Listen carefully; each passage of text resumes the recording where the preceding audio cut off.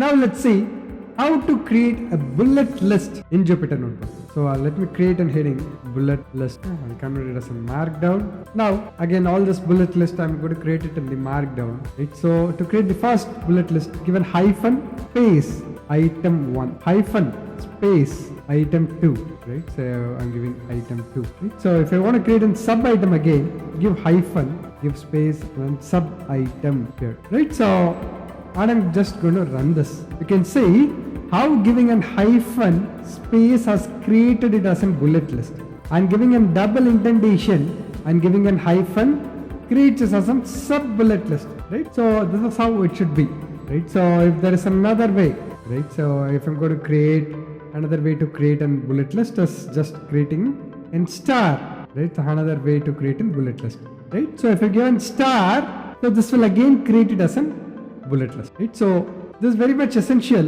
when you start creating in markdown files and you want to add something in the comments and you want to convey to the end users what is this block of code doing, then you'll start using the markdown cell. That time this becomes very, very essential. Now let's see how to create a numbered list. Like in similar ways, how you are given a hyphen. Here you are going to give a number dot space and you are going to type something.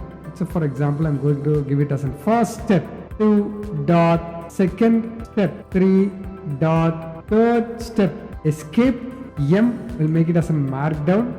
Therefore you can see first step, second step and third step. So this is how the output is, right? Now how to create an inline code. What is an inline code? Let's look at it. Inline code and code blocks. How to create an inline code? Say for example, I'm just typing it, use print, this is a keyword, correct, to display the output, right? So I'm converting it as a markdown. Now this is just looking like another string. Instead, I want to highlight this, or in other words, this is a code, this is an inline code, right? So I'm going to give an function here, the apostrophe, single apostrophe, it's going to convert to an inline code, right? So you are going to give, this is how this is a keyword, you are going to highlight this and you are going to say that this is a keyword, right? So now you want to create some block quotes. How will you create in block quotes, right? So give the right arrow, given space, this is a code, right? So this will automatically create a single indentation and this will create it as a code. Now I'm going to give 2 double arrow, this is double indented, convert as a markdown, you can see, and double indentation is created, right? So and you can also make it triple indented, this is triple indented, right? So you can create the 3 level of indentation when you are creating a block of a code. So there's a code, there's a double indented code, there's a triple indented code, right? So these are some simple shortcuts where you can add it in the markdown cells. Now I want to add links, adding links and images. How will I add a link and images, right? So in the markdown, what is that you want to display, right? Say for example, Amazon, right? So what am I going to do here is open and bracket, you're going to put https colon, what is that URL, www.amazon.in, right? So and you're going to close it and you'll execute it. So this becomes as an hyperlink. The moment I click it, so it will automatically open the Amazon website, right? So Amazon, right? So I'm going to give, and within the square bracket, what is that name it should display and how will I convert it as a hyperlink, right? So within an open and close bracket, what is that link that I want to put in? I'm going to put in here. So this becomes as a hyperlink and automatically it will open, right? So for example, I want to add an image from an URL, right? So I can add an image by adding an apostrophe. So let's add a name here. I'll call it as Python logo, and within the bracket I'm going to give this link, right? So what is present in this link, just upload it. So you can see there is a Python logo, right? So if I'm going to execute this, right, you can see I have brought this Python logo right away here, right? So given exclamation mark, open close square bracket, what is the name that you want to display here, and within the open and close bracket, what is the URL in which that you want to have, and you're going to run this and you can have this here, right? So this is what that we are having here. So how can I add a link and an image to the markdown file? Now let's see how to add emojis. How to add emojis. This is just for fun, nothing if at all it's needed. Say for example, I love Python, I've run this. Okay, you can add an emoji right away here, right? So this gives you a very good idea how to add comments, how to create a new markdown cells, how to add the heading cells, right? So how can you say for example, you're going to write a list of goals for the course, right? So how can you format some syntax as bold, italic? How can you add a simple Python code block, right? So how can you add a simple code block within the markdown cell, right? So all these things can be done using what we have seen so far, right? So what does this markdown do? So the markdown cell helps us to organize, explain and communicate better inside the Jupyter Notebook, right? So we are going to use it to document your learning and make your notebooks clean and professional, right? So in the forthcoming sessions, we are going to look at, we'll start with various different coding blocks, right? So actual coding like variables, syntax, comments, and our first program. So even before that, it's very important for us to get comfortable with the Jupyter Notebook, right? So what is a code block? What is a markdown cell, right? So whether you are using Jupyter Notebook, whether you are using in VS Code, or whether you are using a Google Colab, right? So everything is same, whether it is in code or on markdown. How do you add the comments is very, very important throughout your programming career, right? Now let's see what is an operator and what is an expression. What is an expression? Expression and operators, two different terms that I have spoke about. What are expressions? So expression is a combination of values and operators that Python can elevate to a result. Looks so technical, isn't it? What is it? Very simple, right? So you are going to put 3 plus 5, you're getting 8. So this is an expression that's elevating, that's evaluating to an answer, right? So yeah, you're going to express something and you get evaluated out of that cell. That's what an expression is. What are Python operators?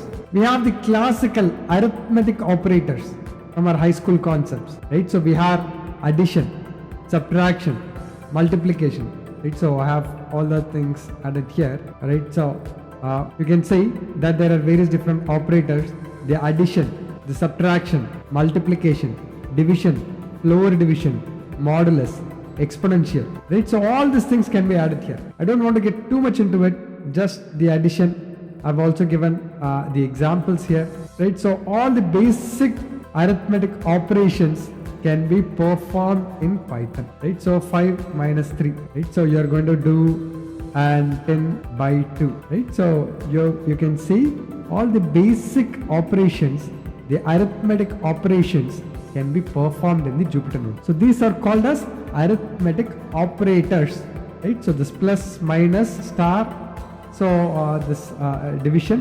What is a floor division? Right, so 2 2s are 4, whatever the divisor is, right? So that becomes your floor division. What is the modulus?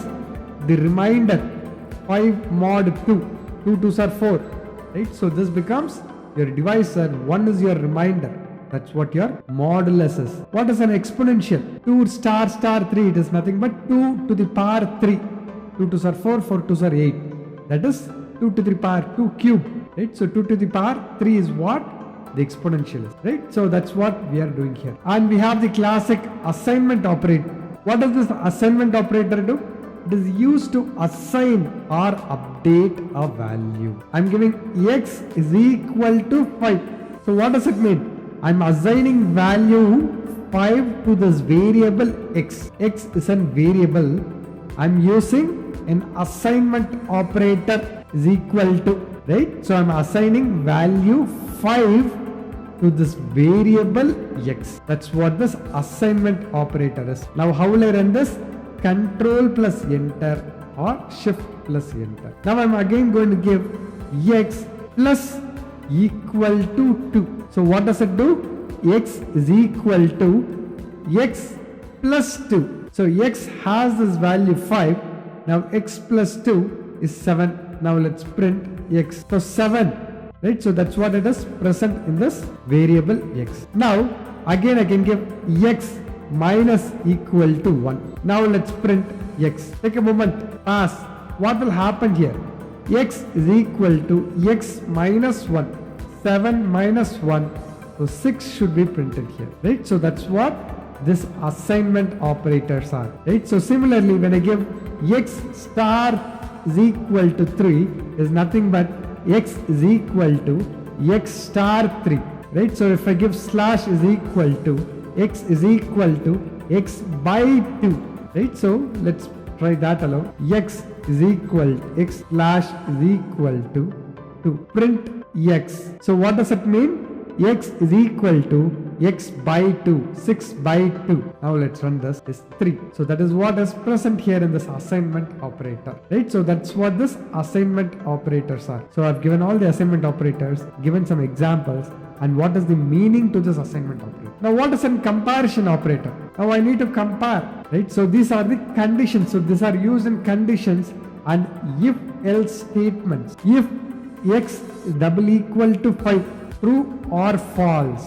X, what is this exclamation mark is equal to? Is not equal to, right? So whether x is not equal to 3, whether it is true or false, right? So 5 is greater than 3, whether it is true or false. This true or false, in other words, these are Boolean in nature, right? So let's give and score is equal to 90. Now I'm going to print score is greater than equal to 60.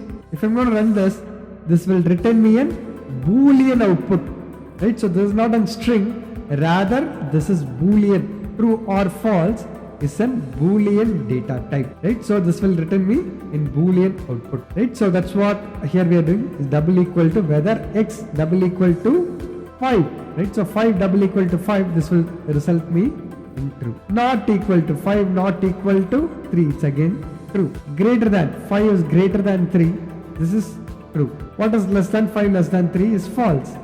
Greater than or equal to, less than or equal to. Just a high school basic comparison operators that we can perform again in Python. And we have the logical operator. So what is a logical operator? So these logical operators are used to combine multiple conditions. What is a multiple condition? I'm going to define x is equal to 9. Now I'm going to say if x is greater than 5 and x less than 10, print true. Right, so I'm going to make it as a string. Else print false. Right? So I've defined x is equal to 9. X is 9 is greater than 5, less than 10. Therefore it's getting into this conditional statement. Right? So what is that important thing that we need to understand here? So we have used a logical operator, and that means all conditions must be true.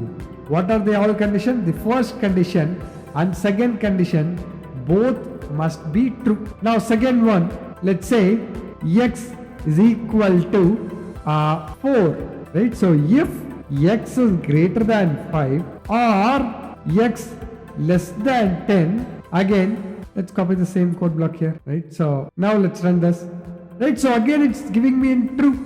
If at all I have given 4 here, right? So this would have written false, right? So I've used an or as an logical operator, right? So if you go to your high school again, at least one condition is true. What are the two conditions that we have? X is less than 5 or x is greater than 15. I've given x is greater than 5 or x is less than 10.